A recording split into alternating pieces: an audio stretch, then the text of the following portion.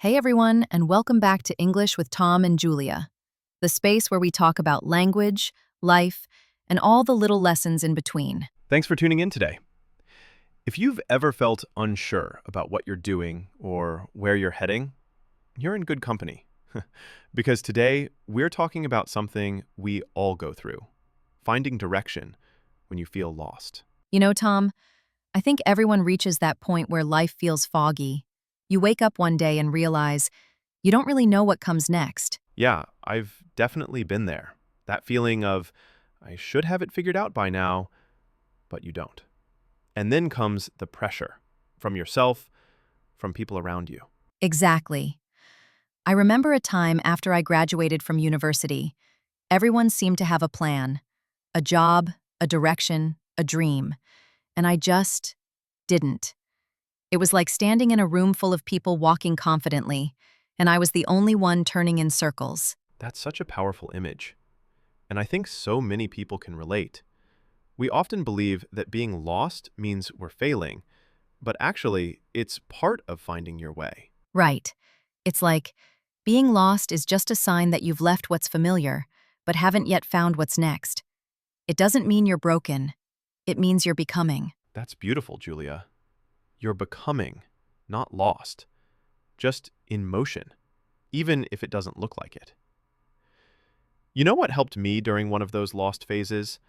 It wasn't waiting for clarity. It was movement. Movement. Like taking action even when you're unsure? Exactly. I used to sit and think for weeks, waiting for the right idea to appear. But clarity didn't come until I started doing something, even a small thing, like volunteering or starting a side project.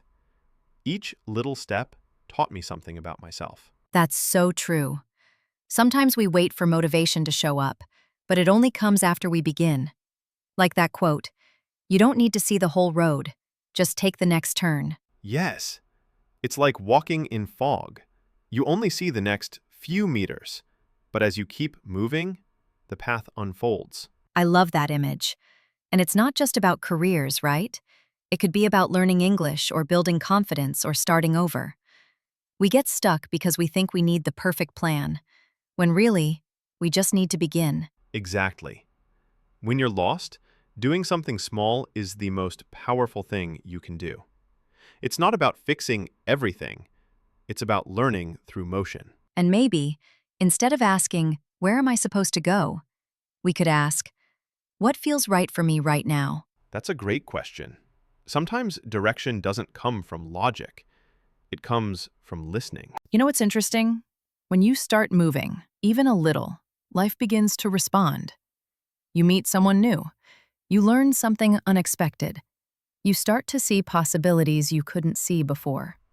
Yes, it's almost like the universe rewards motion. Not because you're certain, but because you're willing to step forward, even when things aren't clear. That's so true.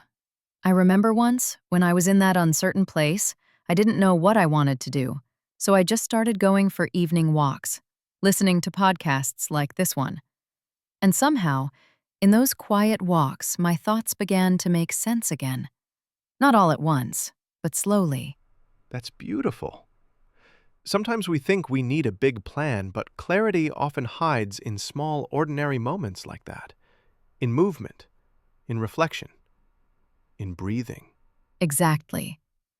And maybe that's why it's so powerful, because you stop trying to figure it out and start living again. That's it. When you take one step, even the smallest one, you remind yourself that you're still capable. You're still growing. You're still moving forward, even if it doesn't feel like it. And that movement, it slowly turns confusion into clarity. Not because everything suddenly makes sense, but because you've started to trust that it will. And that's when the fog begins to lift. You know, Tom, I think one of the hardest things about being lost is not knowing when things will start making sense again. We want signs, answers, timelines, but life doesn't always give us those. Right. It's like we want to skip straight to the part where everything is clear. But that's not how growth works. Sometimes life gives you the fog first, so you learn to trust your own steps. Exactly. I used to think trust meant believing everything would go perfectly. Now I see it differently.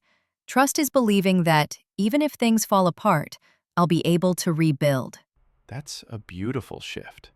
Trusting the process doesn't mean ignoring your doubts. It means walking with them and still choosing to move forward. And maybe that's why people call it a journey. Because a journey isn't supposed to be straight or smooth. It's full of detours and lessons you only understand later. Yes. And I think sometimes the most meaningful parts of our lives come from those detours, from the seasons where we didn't know what we were doing but kept going anyway. It's comforting, isn't it? To realize that uncertainty isn't a punishment, it's a teacher. It's shaping you quietly, even when it feels like nothing's happening. Exactly. And the funny thing is, one day you'll look back and realize that the moments you thought were wasted were actually the ones preparing you. That's when you see that the process was never the problem. It was your teacher all along. You know, Tom, we live in a world that tells us to always know. Know your goals, your 5-year plan, your next step. But I think there's something sacred about not knowing. Yes, uncertainty is uncomfortable, but it's also creative space. That's where new ideas are born. When you don't know who you're becoming yet, that's possibility. Step 2. Before bed, reflect on your day in English. Today was busy. I felt happy when I talked to my friend. It's kind of like language learning.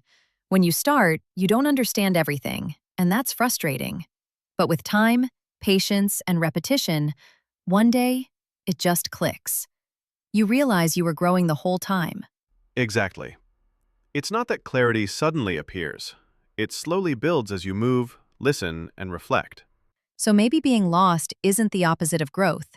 Maybe it is growth, just in disguise. I love that. And I think the key is to stay gentle with yourself while you figure it out. Instead of forcing an answer, give yourself permission to explore. Yes, exploration instead of expectation. That's how we find our direction. Slowly, with kindness. And if you ever feel lost right now, remember this. You're not behind, you're just becoming aware. And that awareness is the beginning of real direction. Before we wrap up, maybe we can share a few gentle takeaways for anyone feeling lost today. Sure. Number 1, you don't need the full map. You just need to take the next small, kind step. Number 2, movement brings clarity. Even tiny actions can teach you what you like, what you don't, who you are. And number 3, pause when you need to. Sometimes not knowing is your body asking you to slow down. Rest can be part of finding your way too. Yes, and remember, you're not supposed to have it all figured out.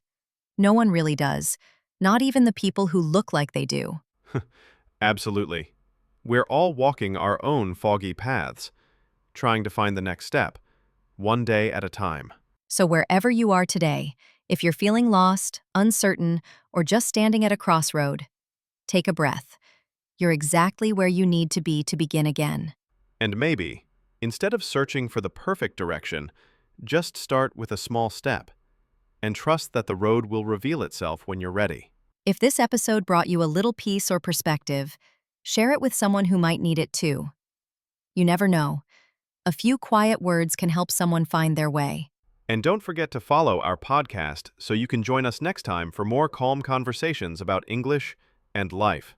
Until then, keep learning, keep growing, and be kind to yourself along the way. See you next time, and take care of your journey.